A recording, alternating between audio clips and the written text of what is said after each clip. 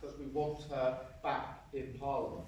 Because here you've got a really fantastic MP, one of the 2015 intake like myself, but of course Ruth has been dedicated to politics locally for many, many years.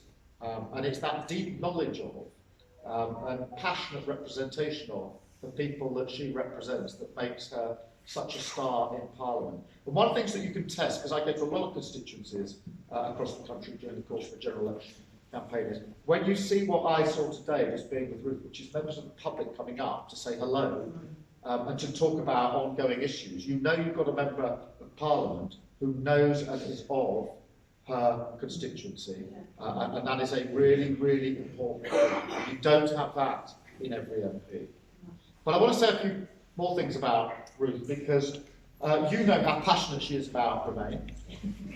But what she's done is she's channeled that. She has badged the front bench, I can tell you. And, you know, that pressure to say this doesn't go far enough, you haven't gone far enough on Brexit. And we've been, that pressure has been there for 3+ years. And Ruth has been applying it. And when you're on the front bench, this is not always comfortable, because you're trying to develop the policy. You've got people like Ruth saying, go further, go further. But she's right, and what she's done has had an influence on where we are now. We wouldn't have a referendum in our manifesto if it wasn't for people like Ruth who's pushed us to that position. So that kind of pressure, although, you know, when I'm having those discussions with the PLP, it's not always comfortable, and we've got to keep everybody together, but it's made a real difference, and that's what matters, I think, in all of this. So we celebrate that in Ruth. For the last 4.5 years, the community I've lived in for 35 years, Nick and I have got our kids up here, and I've served this community for the 25 years on Hounslow Council before I was elected. And it's also a real privilege to be in a borough which, and Steve Curran, Councillor is here, but, you know, we work together to do our best for the people of this borough, the services of this borough. We've got great schools that perform well above the average. We're building good quality, and Steve is leading good quality, truly affordable council homes, one of the biggest number in London, I believe. And we've got the roads with the fewest potholes in London.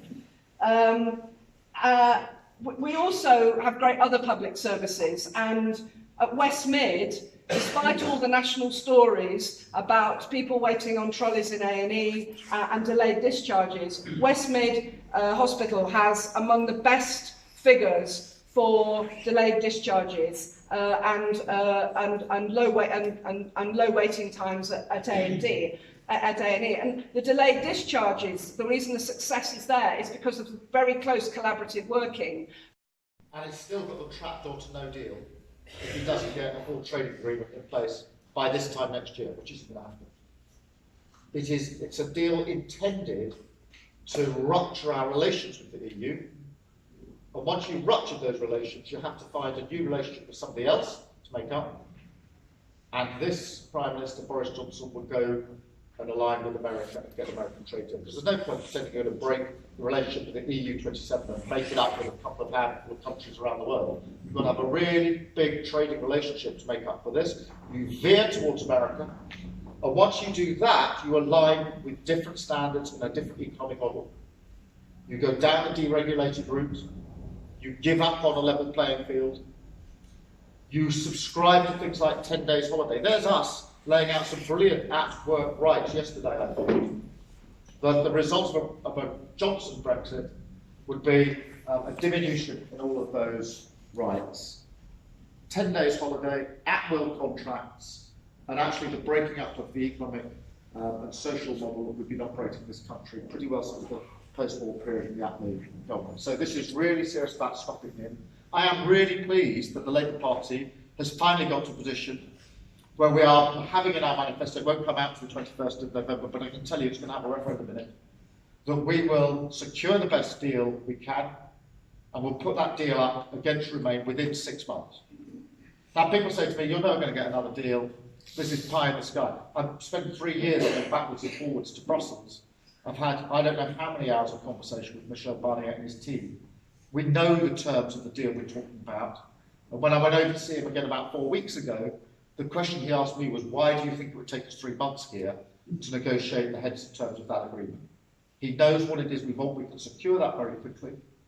It is a close economic relationship, because I think if we're leaving, that's what we should be having. And that goes up against Remain.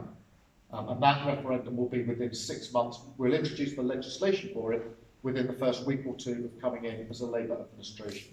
And one of the things that happens during the election period, as you probably know, is that the shadow cabinet get what's called access talks with the permanent secretaries in the relevant government departments that they're shadowing.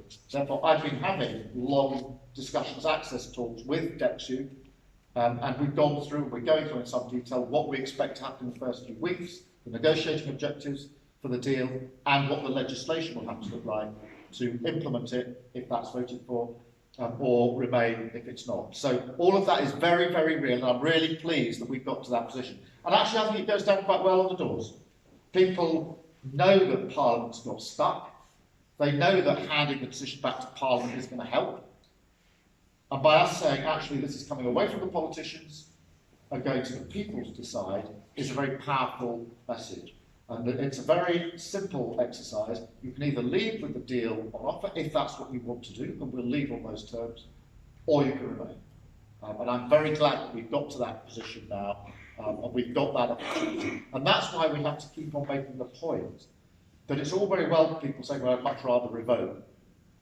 But one, I actually think revoke is pretty undemocratic. I think simply ignoring 17 million votes and wiping out results is undemocratic. I think if you want to Remain, and I want to Remain, you should jolly well fight for it in a referendum and win that, so you settle it. But secondly, it's the idea that the Lib Dems are going to form a government. I know Jo Swinson says I'm going to be Prime Minister.